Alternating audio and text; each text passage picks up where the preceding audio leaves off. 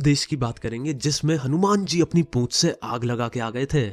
बिल्कुल सही पकड़े हो, श्रीलंका।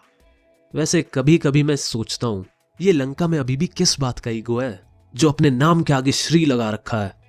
वैसे तो तुम लोगों के हीरो होंगे Batman, captain America, Superman, Spiderman, wonder women और शायद किसी का क्रिश या शक्तिमान या फिर फ्लाइंग जट भी हो सकता है।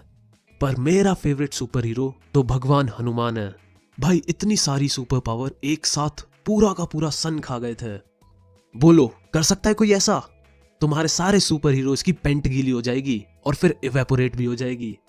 हाँ, तो श्रीलंका की बात हो रही थी, तो सबसे पहले हम श्रीलंका की बेसिक जानकारी लेंगे, उसके बाद उधर की प्रॉब्लम समझेंगे और वो प्रॉब्लम क्यों अराइज हुई उसे देखेंगे, और फिर उधर के लोगों का क्या रिएक्शन था, उसे कैसे सॉल्व किया गया, ये सब समझने की कोशिश करेंगे।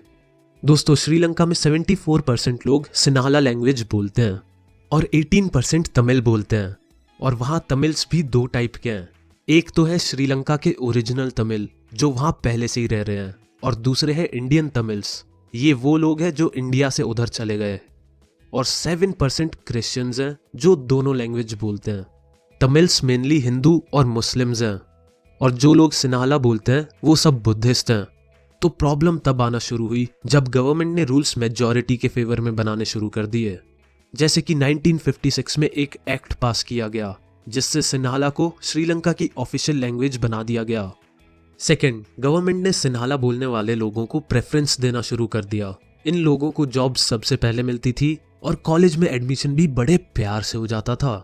थर्ड, उन्होंने कॉन्स्टिट्यूशन में भी नए लॉज बना दिए जिससे बुद्धिज्म को बढ़ावा मिले, और गवर्नमेंट भी बुद्धिज्म को सपोर्ट करने लगी और दूसरे रिलीजन्स को इग्नोर करना शुरू कर दिया।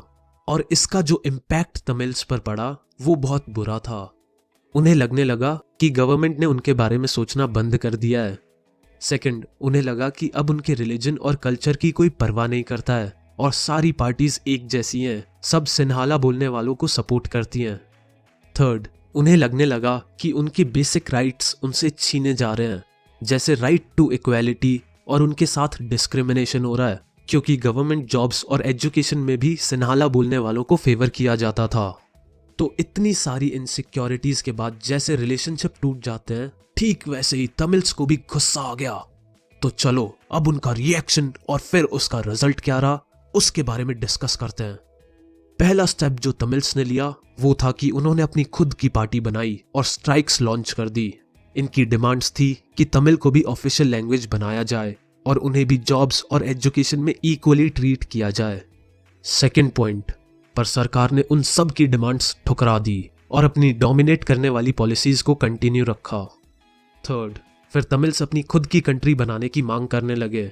वो चाहते थे कि उन्हें नॉर्थ ईस्ट श्रीलंका में एक अलग से कंट्री दे दी जाए। फोर्थ, इसके बाद दोनों कम्युनिटीज में आग लग गई, सिविल वॉर शुरू हो गया और हजारों लोगों की मौत हो गई। बहुत सारे लोगों ने तो देश ही छोड़ दिया।